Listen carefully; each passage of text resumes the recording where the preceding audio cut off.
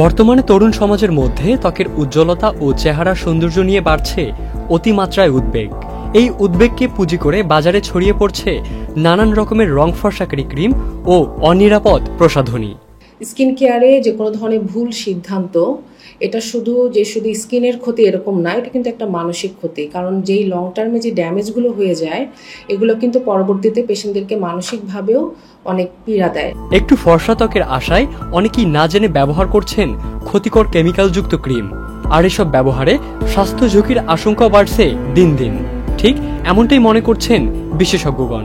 রং ফর্সার নামে যে ক্রিমগুলো এখন অহরহ পাওয়া যাচ্ছে, যেমন বিভিন্ন ধরনের পাকিস্তানি ক্রিম, স্কিন শাইন, গড়ি, চাঁদনি, এই ধরনের ক্রিমগুলো ব্যবহারের পর স্কিনে ক্ষতি তো হচ্ছেই, এছাড়াও স্কিনে পরবর্তীতে ক্যান্সার পর্যন্ত হয়ে যায়। কারণ এখানে বিভিন্ন ধরনের ক্ষতিকর পদার্থ থাকে এবং এগুলোর কোনো সায়েন্টিফিক ব্যাখ্যা নেই। এলএমই সার্টিফাইড বিশ্বসেরা কপারে তৈরি ওয়ালটন কেবলস, যা আপনার স্থাপনাকে রাখবে সব সময় নিরাপদ। সহজতর সাধারণ ক্রিম বা হোয়াইটেনিং প্রোডাক্ট ব্যবহারে সাময়িক উজ্জ্বলতা এলেও অধিকাংশ ক্ষেত্রেই এগুলোর দীর্ঘমেয়াদী প্রভাব মারাত্মক ক্ষতির দিকে নিয়ে যায়। ব্যবহারের এক পর্যায়ে এটি বন্ধ করলে সমস্যায় পড়ার সম্ভাবনা অনেকটাই বেশি।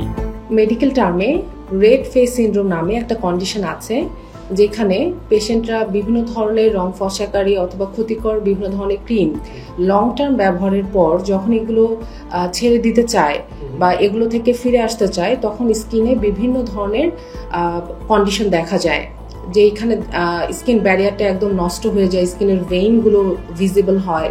এছাড়াও দেখা যায় ফেশিয়াল হেয়ারটা বেড়ে যায় এবং অনেকের ক্ষেত্রে খুব বাজেভাবে অ্যাকনি হয়। এসব নিষিদ্ধ পণ্য ব্যবহার করে অনেকেই চেহারার নানান রকমের সমস্যায় পড়েছেন। এ বিষয়ে সচেতনতা তৈরি, এমনকি নিয়মিত অভিযান পরিচালনা কার্যক্রমও রয়েছে চলমান।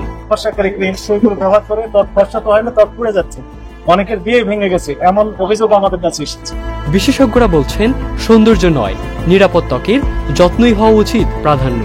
সৌন্দর্যের পেছনে না ছুটে দরকার সচেতন হওয়া।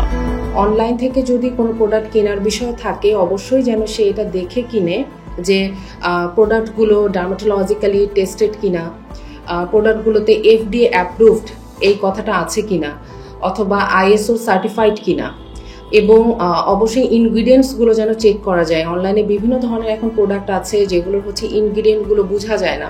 এবং আমরা যেটা বলছিলাম যে বিভিন্ন ধরনের পাকিস্তানি ক্রিম বা ফর্সাকারী যে ক্রিমগুলো থাকে, এগুলোতে কিন্তু কোথাকার এবং কি ইনগ্রিডিয়েন্ট এগুলো লেখা থাকে না। তাই যদি ইনগ্রিডিয়েন্টগুলো চেক করে নেওয়া যায় তাহলে সব থেকে ভালো হয়। এই জায়গাটা থেকে বের হয়ে আসতে আমি সবাইকে এটা সাজেস্ট করব যে অবশ্যই যেন চর্ম বিশেষজ্ঞ বা ডার্মাটোলজিস্টের আন্ডারে স্কিনটা দেখিয়ে তারপর যেন স্কিন কেয়ারের প্রোডাক্টগুলো বাছাই করে।